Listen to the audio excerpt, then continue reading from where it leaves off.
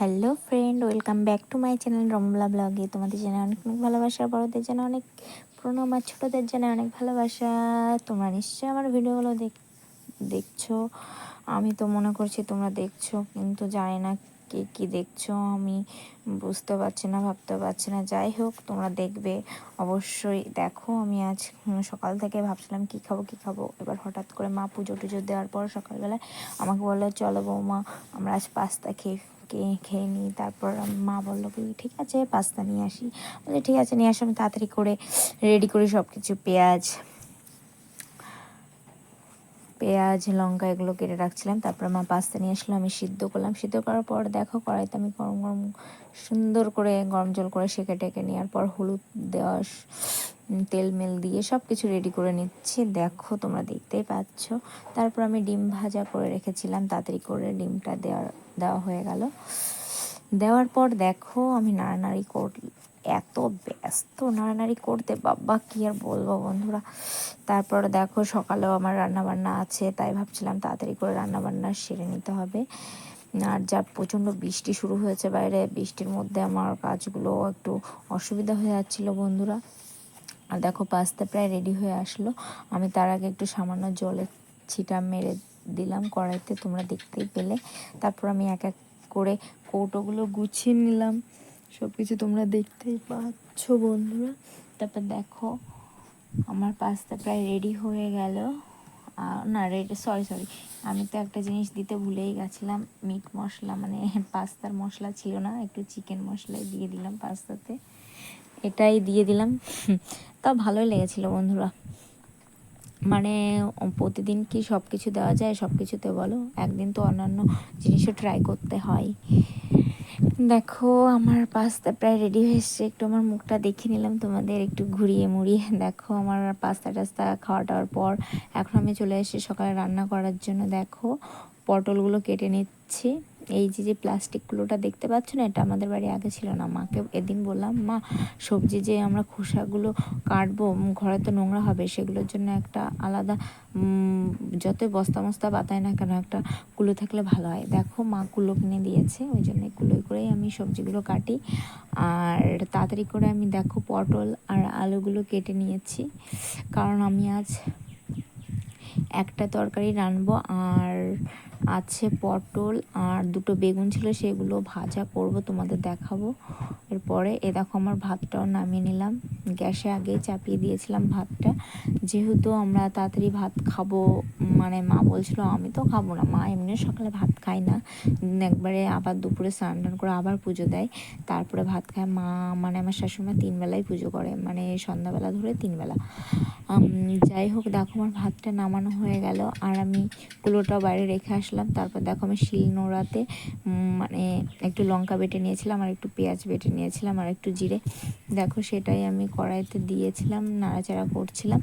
তারপরে আমি নাড়াচাড়া করতে করতে ভাবলাম যে আমার রান্নাটা এতই দেরি হয়ে গেল, আমি কখন ভাত খাবো বুঝতে পারছিলাম না। তাও তাড়াতাড়ি করে, যতই তাড়াতাড়ি করা শুরু করি না কেন বন্ধুরা, তাড়াতাড়ি হয় না, কী আর করা যাবে বলো।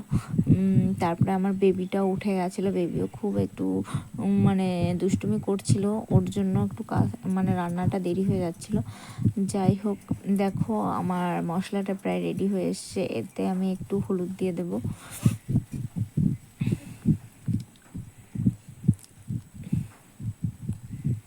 হলুদ দেওয়ার পরে দেখো হলুদটা দিয়ে দিচ্ছি, তোমরা দেখতে পাচ্ছ। আরও যে পাশে আমি আমাদের মানে আজ আমি মা বললো মাছ রাখবে না, কালকের মাছ ছিল 2-3 পিস তেলাপিয়া মাছ, সেটাই আমি ভাঙাচোরা করে রেখেছি, তার জন্য ওটা দিয়ে রান্না করতে হবে বন্ধুরা।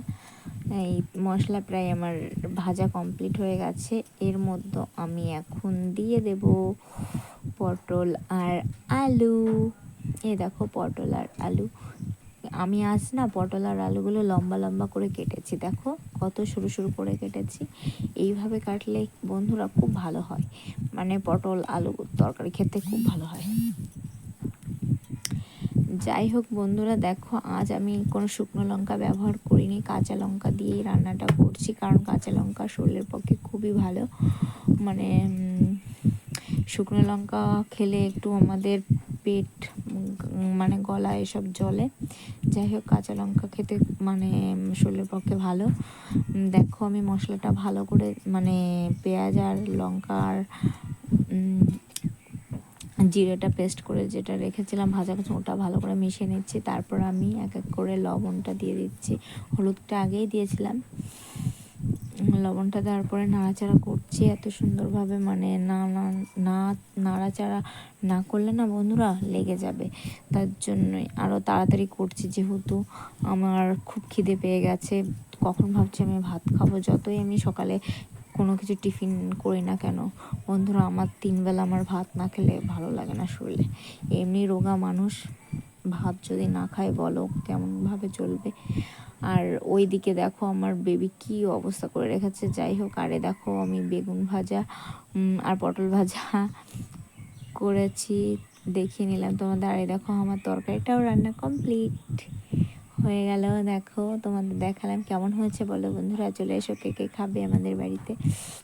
গরিবের রান্না মানে খাওয়া দাওয়া। দেখো আমি এক এক করে মিস্কেট খুলে আমি তরকারি, পটল ভাজা আর বেগুন ভাজা সব ঢুকিয়ে রাখছি। মানে এক হাত দিয়ে আমি গরম লাগছিল, সেই জন্য আমি 2 হাত দিয়ে এক পাশে ফোনটা রেখে আমি ঢুকিয়ে রাখলাম পুরো মিস্কেটের ভেতর। তারপর আমি মিস্কেটটা আটকানোর চেষ্টা করলাম, আটকানোও হয়ে গেল। আর দেখো টেবিলের উপর একটু অগোছালো ছিল, আমি দেখছিলাম। আর ভালো। আর এই দেখো আমি নিচে আগেই আমি ভাতটা মানে হাঁড়ির থেকে ভাতটা নামিয়ে রেখেছিলাম গামলাতে। এ দেখো বন্ধুরা, আমরা গামলায় ভাত সাজিয়ে রাখি, হাঁড়িতে ভালো লাগে না রাখতে। তারপর আমার রান্নাবান্না কমপ্লিট হয়ে গেল, আমি ঘরে চলে গেলাম একটু হাওয়া খেতে। বিছানায় দেখতেই পাচ্ছ হাওয়া টাওয়া খেয়ে আমি চলে আসলাম। খাওয়া দাওয়া করার পর আমার বাসনপত্র তো মাজতেই হবে বন্ধুরা। দেখো আমি কলপাড়ে চলে আসলাম মাজতে। আর এই সময় একটু বৃষ্টিটা কমেছিল, ওই জন্য আমি থালা বাসনগুলো মাজতে চলে এলাম। কারণ প্রচণ্ড মশার জন্য আমি গায়ে ওড়নাটা চাপিয়ে দিয়ে চলে এসেছি। কারণ কদিন না মশার জন্য আমার বিরক্তিবোধ, সেই জন্য দেখো আমি থালা বাসনগুলো মেজে ফেলছি বন্ধুরা। আর দেখো আমাদের মানে ও পাশ দিয়ে মানে এটা তো মানে কাকিমাদের পাশের জমি, এত জঙ্গল হয়েছে কাকিমাদের, মানে কি আর বলবো। এখানে অনেক রকমের গাছপালা আছে, কচু বাগান, অনেক অনেক মানে অন্যান্য হাবিজাবি গাছ আছে বন্ধুরা। এখানে মশা জন্মেছে, আরও বৃষ্টি মিষ্টি হয়, আর তার জন্যই তো মশার উৎপাত। এত কলপাড়ে আসলেই আমাকে মশায় কামড়ায়। আমি যে কী করতাম ভেবেছি বন্ধুরা জানো, আমি একটা রেইনকোট গায়ে নিয়ে নেব, বৃষ্টিতেও ভিজবো না, একদিকে আবার মশাও কামড়াতে পারবে না। এটা ভালো সুবিধা না বলো? এটা করলে কেমন হয় বন্ধুরা, তোমরাই বলবে কিন্তু কমেন্ট করে। কেমন একটা বুদ্ধি দিলাম তোমার, মানে বুদ্ধি বললাম বলো। মশাও কামড়াবে না, মশা কামড়ালেও ওই প্লাস্টিকেই কামড়াবে। যাই হোক বন্ধুরা, দেখো আমি থালা বাসনগুলো মেজে ফেলছি কলপাড়ে এসে। কারণ আমার থালা বাসন মাজতে খুবই ভালো লাগে বন্ধুরা, সেটা তো আমি রোজই বলি, আরও কতবার বলবো সেটাও ঠিক নেই। আজ মনটা খুব ভালো হয়ে গেল। মানে পেট যদি শান্ত থাকে না বন্ধুরা, সব কাজ করতে ভালো লাগে। কারণ আমার মানে ভাত না খাওয়া অবধি আমি মনে হয় পাগল পাগল হয়ে যাব বন্ধুরা। যেহেতু আমার বেবি থাকে, বেবি তাছাড়া পুরো পাগল করে দেয় আমাকে, এমন আর কি বলবো। ওই জন্য দেখো আমার থালা বাসনগুলো মাজা কমপ্লিট হয়ে যাচ্ছে এক এক করে।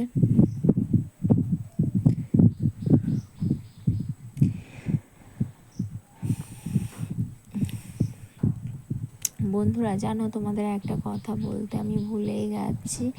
আমি যতভাবে তোমাদের সঙ্গে ভিডিও শেয়ার করবো কিন্তু পারি না, কী করবো বলো। এক হাতে আমি কি করে করতাম এই বেবিকে সামলানো, এই আর অন্যান্য কাজ, এই নিজের কাজ, এত দিক সামলিয়ে বলো কত ভিডিও করা যায় বলো। যেটুকু পারে সেটুকুই তোমাদের সঙ্গে শেয়ার করি। যদি ভালো লাগে অবশ্যই দেখো তোমরা, প্লিজ প্লিজ প্লিজ তোমরা একটু আমাকে সাপোর্ট করো, এটাই তো চাইছি তোমাদের কাছে বলো। তোমাদের কাছে এটা না পেলে আমি কি করে আমি সামনে এগিয়ে যাব বলো। কারণ আমি কি জীবনে কিছু করতে চাই বন্ধুরা। দেখো বন্ধুরা আমি কড়াইটাও মেজে নিচ্ছি। যাই হোক, কড়াইতে আজকে একটু দাগ লেগে গেছিলো, মানে তাড়াতাড়ি করতে গিয়ে একটু দাগ লেগে গেছে, ওই জন্য কড়াইয়ের পেছনটা ভালো করে একটু ঘষে ঘষে ময়লা তুলে দিচ্ছি। আর বন্ধুরা এখন আমি প্রায় থালা বাসন মাজি, ভিডিও না করলেও থালা বাসন মাজি, আর করলেও থালা বাসন মাজি, কারণ থালা বাসন মাজতে আমার ভালোই লাগে। কিন্তু এই যে প্রচণ্ড মশার জন্য থালা বাসন মাজতে বিরক্তি লাগে, কি আর করব বলো। সবথেকে শীতকালই ভালো বন্ধুরা, যতই ঠান্ডা হোক না কেন, যতই ঠান্ডার মধ্যে আমি জলের কাছে আসি না কেন, আমার শীতকাল ভালোই লাগে থালা বাসন মাজতে, কারণ মশা তো আর কামড়াবে না শীতকালে। কবে যে ঠান্ডা আসবে সেটাই আমি বুঝতে পারি না। তাও ঠান্ডা চলে আসবে বন্ধুরা, আর কদিন পরেই তো ঠান্ডা চলে আসবে, তখন তো খুব ভালো হবে, থালা বাসন মেজেই যাবো বন্ধুরা। আরও কত রকমের ভিডিও ছাড়বো, কারণ মশা কামড়ানোর হাত থেকে আমি তো বেঁচে যাব বলো বন্ধুরা। আর দেখো আমি সব হাত মানে যা যা ইউজ করেছিলাম থালা বাসনের জন্য, খোসা মশা সব ধুয়ে টুয়ে কমপ্লিট করে রাখছি, কি আর করব বন্ধুরা। এবার আমি এক এক করে ধুয়ে ফেলবো, দেখো ধুয়ে ফেলছি।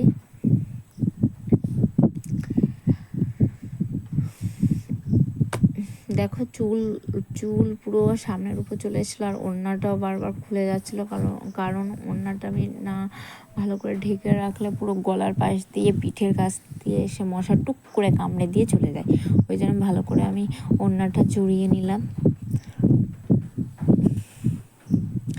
এবার আমি এক এক করে সব কিছু ধুয়ে ফেলবো, তোমরা দেখতেই পাবে।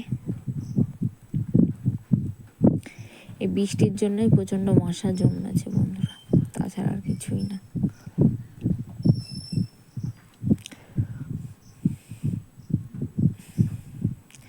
আজ বন্ধুরা জানো কত মানে অন্য কিছু রান্না করার কথা ভেবেছিলাম, কিন্তু আজ রান্না করতে পারলাম না। আজ এক তরকারি আর ওই বেগুন ভাজার পটল ভাজাই করলাম, কারণ আমি আর মা থাকতে পারি, মানে অনেক কিছু রান্না করতে ইচ্ছা করে কিন্তু পারি না, মানে দুজন মানুষ আর কত কি খাবো বলো বন্ধুরা, ওই সামান্যই রান্না করাই ভালো লাগে না জানো না বন্ধুরা। আমি আর আমার শাশুড়ি মা থাকে বাড়ি, তো আর কেউ নেই, ভালো লাগে না, বাড়িটা ফাঁকা ফাঁকা লাগে। দেখো বন্ধুরা তোমাদের সঙ্গে কথা বলতে বলতে আমার থালা বাসন মাজা ধোয়া প্রায় কমপ্লিট হয়ে এলো। আর যদি আমার ভিডিও তোমাদের ভালো লাগে অবশ্যই কিন্তু বলবে কমেন্টের মাধ্যমে বন্ধুরা।